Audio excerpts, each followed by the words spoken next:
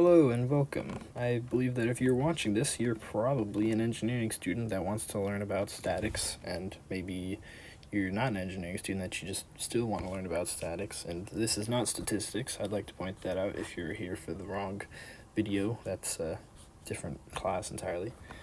Statics is a branch of mechanics that deals with things that don't move, or things that move at a constant velocity.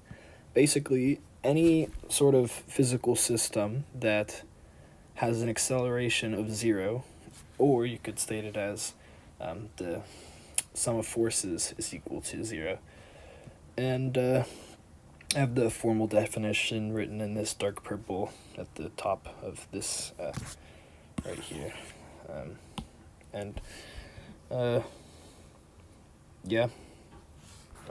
Beneath it, it's a further explanation, and down here is the big formula that you'll need at the start of your statics class, pretty much. This big sum of forces equals 0, this bad boy right here. It's useful for forces in the x, y, and the z direction. I don't think that we do any higher dimensions than that, or at least not in normal college. Maybe if you're like theoretical physicist, I don't know, maybe. But that's all. That's the main formula you'll need now.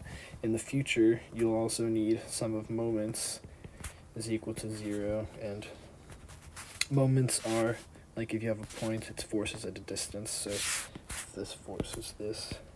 It's just a force applied a certain distance away. And yeah, I have a little example here as well.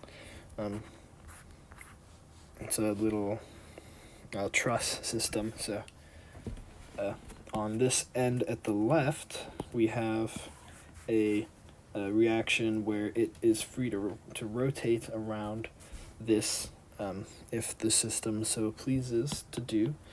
And then at this end over here, it cannot go down beneath this point right here. We have this force coming in from the top at point F, and all of the segments are of equal length. And yeah, that's basically the whole system. And I have written over here that each segment is 2 meters, and I didn't give any units for the force, but if I were to choose one, I would choose a metric unit of newtons, and since I used meters for my length, this makes sense to stay in not mixed units. And going back up to here, this sum of forces equals 0.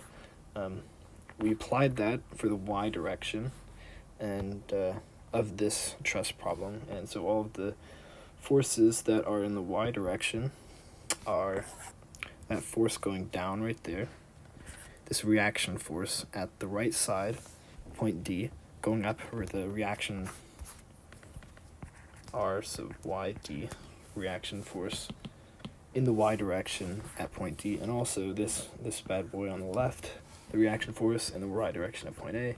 And we have summed them up, and since our this is the positive directions for y, and x is up and to the right, our sum of forces in the y is equal to 0, and that's a requirement for statics problems, which is equal to the reaction force of y in the y direction at point A plus the reaction force at point D in the y direction, that one, minus the applied force coming in from the top.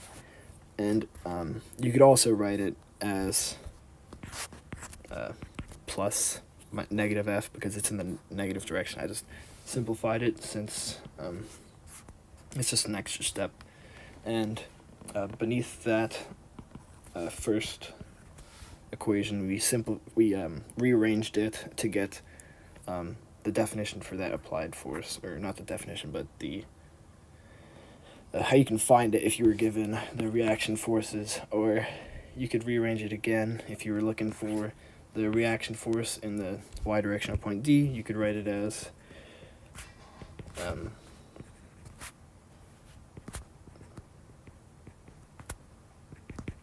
this, and yeah, that's just a quick little introduction to statics and